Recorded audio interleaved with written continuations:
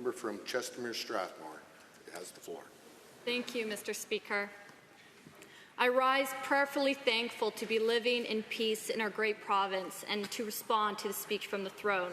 I thank the constituents of Chestermere-Strathmore for the privilege to stand in this chamber today, the heart of our democracy, where echoes of Ernest Manning, Peter Lougheed, and Ralph Klein still linger.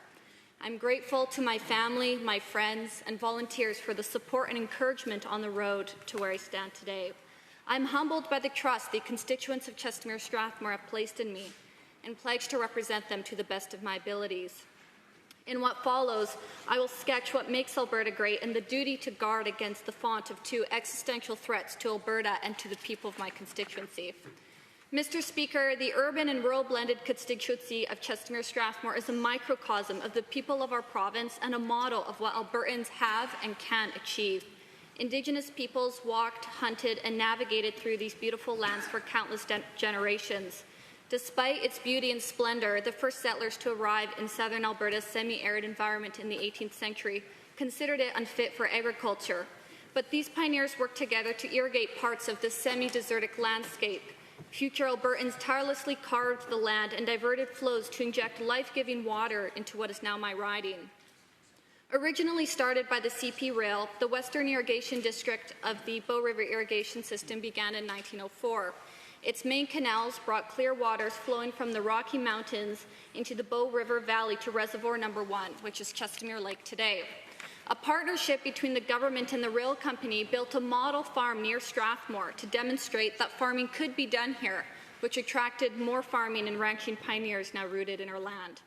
The irrigation development has seen cycles of state and private ownership, featuring the entrepreneurial and the innovative spirit that still inhabits the people of Chestermere-Strathmore to this day, and shaped it into what has become the irrigation flow that many of my constituents enjoy, including the communities of Chestermere, Strathmore, Langdon, Conrich, Carsland, Loyalta, Indus, Delacour, Delroy, Delmead, Strangmere, Ardenode, Janet, and more small hamlets.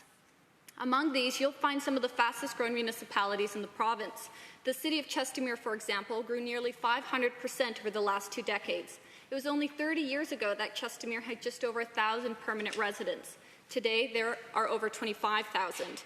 People come from within Canada and the 4 corners of the world seeking opportunity, putting their talents to work, building new thriving businesses, and joining Albertans already here in shaping better lives in a greater province. I'm also honoured to represent the farmers, ranchers, and cattle feeders who, like my father, work tirelessly to produce food for the tables of Alberta's homes, Canada, and beyond. I'm also honoured to represent the businesses and commercial activities that operate in the riding. These businesses, ranchers, and farmers are the backbone of our economy. I will be their voice in this chamber. I'm here to serve them. I'm here to ensure that this flourishing constituency readies for its long-term development. I'm here to see to it that our communities enjoy excellent schools, roads, servicing and water solutions, and all the elements required to support such growth. I'm here to conserve and improve what our communities have achieved. Mr. Speaker, my journey to represent Chestermere-Strathmore in this chamber was inspired by my father. My dad was born into a farming family in the Netherlands. He left behind his family, his friends, his culture, and his homeland to immigrate to Alberta as a teenager. He sacrificed much to come to southern Alberta to forge his way. He started farming and he built his future from the dirt up. Here, he found the freedom and the opportunity that have defined our province for generations. And this has been the great story of hundreds of thousands of Albertans over the last century and a half. From their work habits and example, I've learned that the brightest season of our history lies ahead. And to create that brighter future, we need to protect the conditions that gave my dad his opportunities so we can pass them on to future generations. Our successful school choice model, unique in Canada, is an example of such conditions of freedom and opportunity. They foster the individual autonomy and responsibility that have become our North Star. And like the diverted waters from the Bow, they feed our traditions of good stewardship of our wealth, our land, and our resources. Autonomy and responsibility are the strength and pride of our province. They are the beacon of our Alberta advantage that continues to attract new Albertans. You see, Mr. Speaker, standing here in this chamber isn't the goal for me. Instead, it is a wide threshold. It is an open channel. It is a space to develop the best policy we can. It is a field to strive for good governance. It is a confluence of talents and hard work that creates robust outcomes worthy of Albertans. And the guiding path to this threshold is the conservative principles that I hold dear and on which I ran: family, faith, free enterprise, personal responsibility, grassroots leadership, the sanctity and dignity of human life, limited government, and low taxes. My love for this land of rolling hills, fertile prairies, majestic mountains, and blue streams propels my desire to fight for the people of this province so that we may remain, as our provincial motto says, strong and free. I got into politics to sustain the Alberta we love and to expand on the strength and freedom that nourish the Alberta spirit.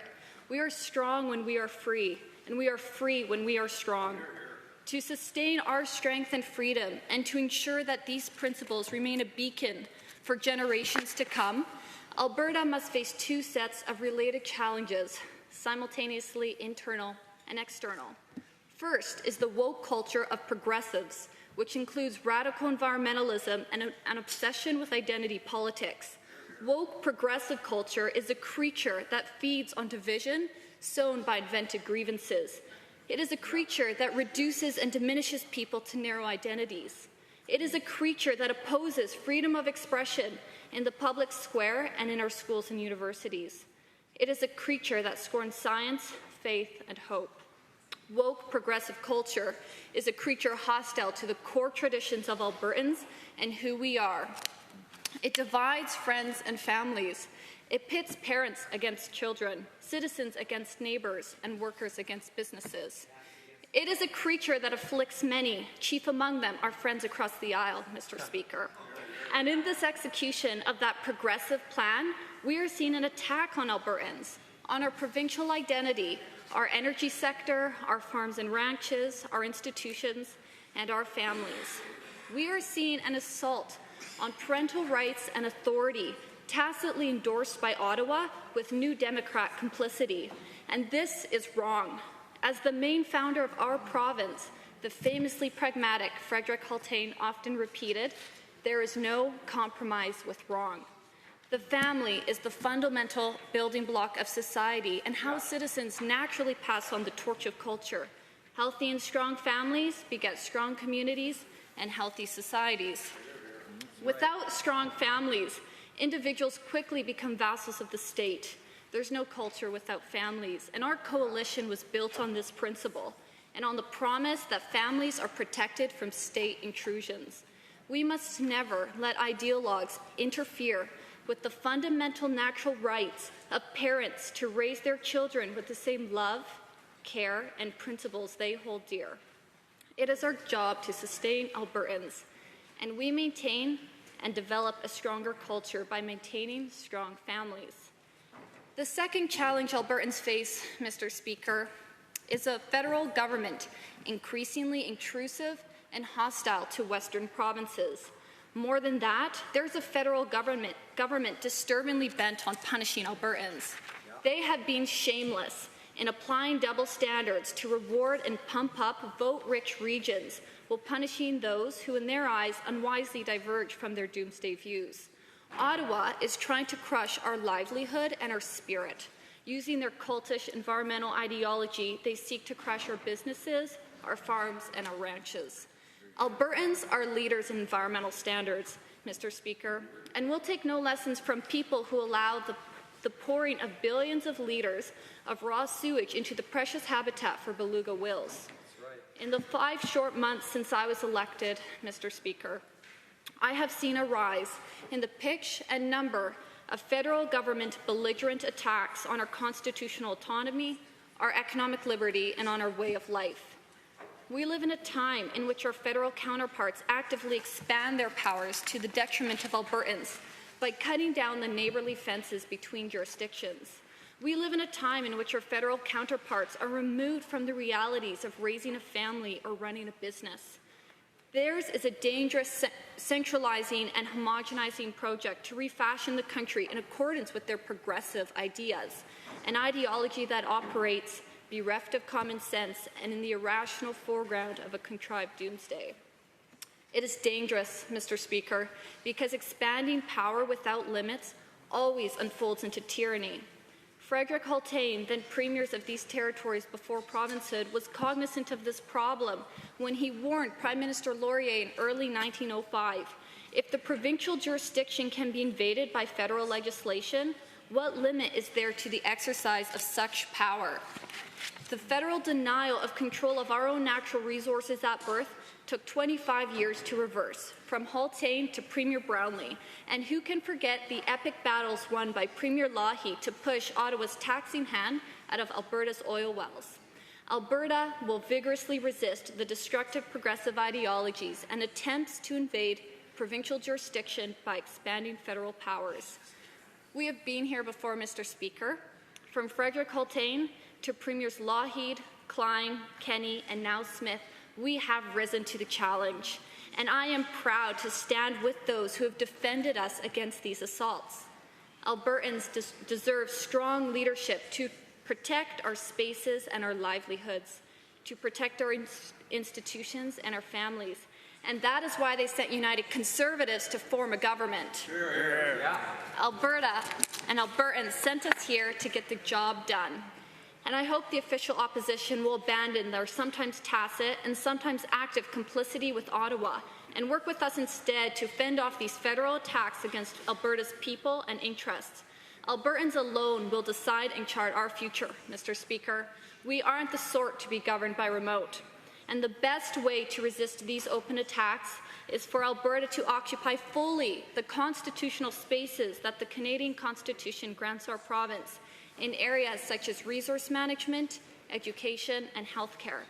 The best way to conserve what Albertans have built and to make it sustainable for future generations is to fill our jurisdictional spaces with more Alberta and then tend to our fences. Because good fences make for good neighbours, and that's what Alberta's sovereignty within a united Canada does, Mr. Speaker.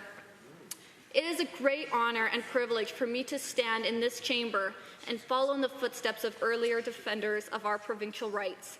This room has hosted the policy debates that have shaped our present and will continue to influence the flow of our prosperity for generations to come.